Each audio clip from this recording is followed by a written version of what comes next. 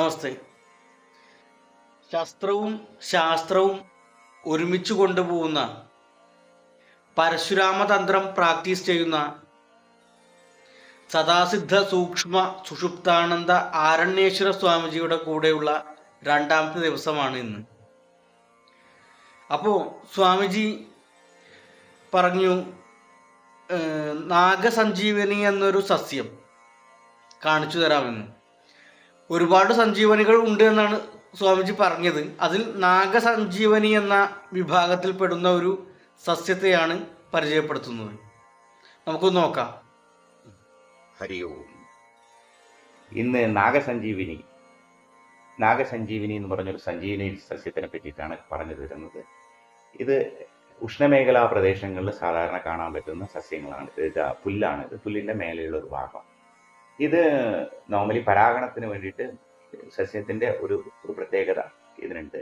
സാധാരണ തന്ത്രവിധത്തിൽ നോക്കുവാണെങ്കിൽ ലക്ഷ്മി ആവാഹനത്തിനും വശ്യ പ്രയോഗങ്ങൾക്കും ഇത് ധാരാളമായി യൂസ് ചെയ്യും. ഇതിൽ ആണും പെണ്ണും, ഇതാണ് ആണിൻ്റെ ഒരിതും, ഇത് പെണ്ണുമാണ്. ഇതിൽ നമ്മൾ വെള്ളം കുറച്ചൊന്ന് ടച്ച് ചെയ്ത് കഴിഞ്ഞ് കഴിഞ്ഞാൽ ഇത് തന്നെത്താൻ ചുറ്റാൻ സ്റ്റാർട്ട് ചെയ്യും. നാഗങ്ങൾ ഇണപെരിയുന്നത് മാതിരി ഇത് ചുറ്റും.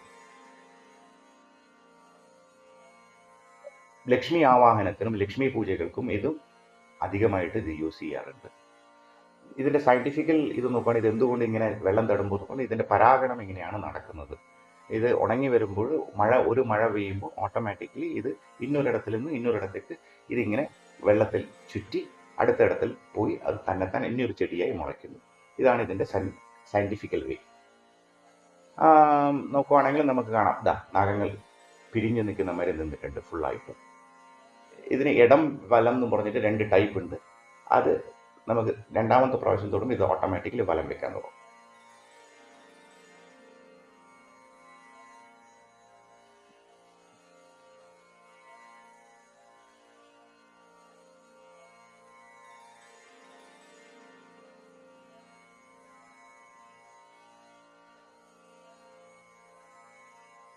ഇതാണ് ഇത് സാധാരണ ഇത് വശ്യങ്ങൾക്ക് നമ്മൾ യൂസ് ചെയ്യുമ്പോൾ ഇത് നമ്മൾ മടക്കിയിട്ട് ദായത്തിലാക്കിയിട്ട് ഇത് കൊടുക്കും.